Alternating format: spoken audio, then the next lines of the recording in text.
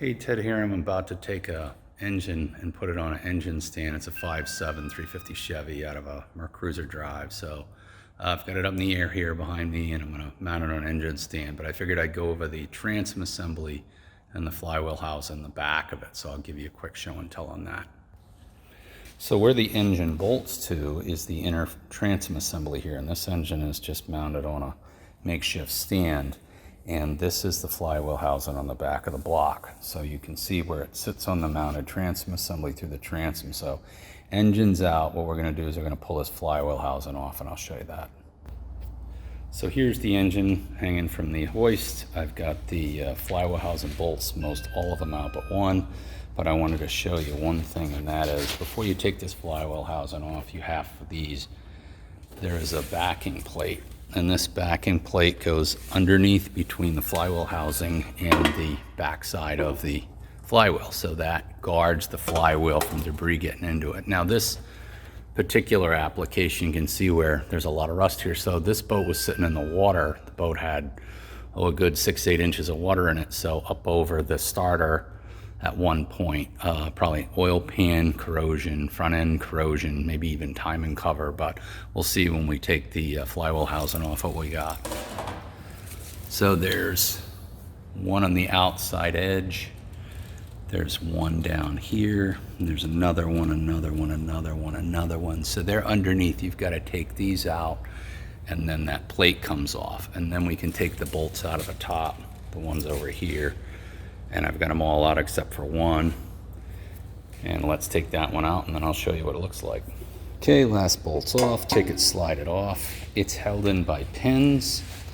So you can see there's a locating pin here on this side. There's a locating pin on this side. Is the drive coupler. This is the actual coupling that receives the stern drive shaft. Is triangular. The original ones would actually be round and they would actually bolt through the flywheel bolts. So this one's maybe from the early 90s, something like that. So I'm going to take these 3 bolts off. I'm going to pull the drive coupler off, and then it exposes the flywheel bolts, take the flywheel bolts off, and I can pull the flywheel off, and then I'm going to mount it to an engine stand. For those of you that don't have a 1/2-inch breaker bar, these 3/8 bolts, so you might want to heat them up with a torch.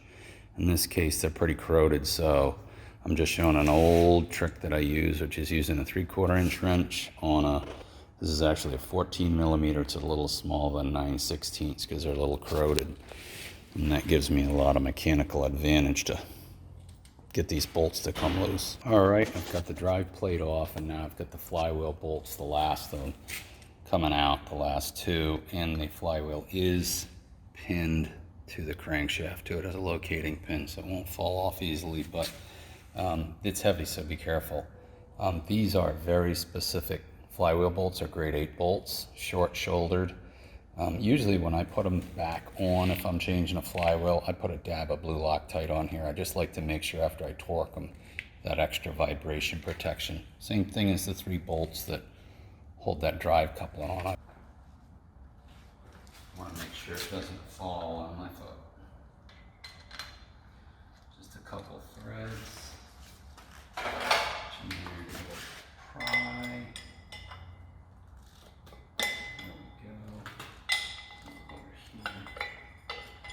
So you get it moving, it'll pull right off that locating pin.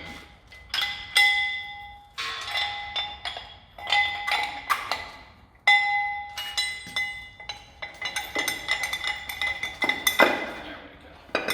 Slip it back on the locating pin. Take those 2 bolts off.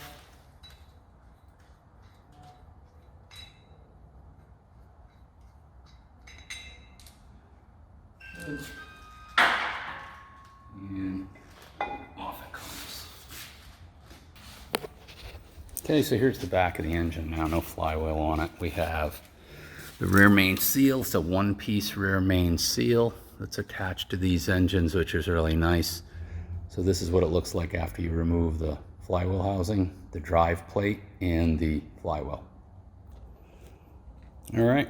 Got it on the engine stand. I'm just gonna leave it supported till I get the manifolds, get some more weight off of it. So I hope that helps you understand what's behind that flywheel housing when you pull the engine out of the boat, and we'll talk to you soon.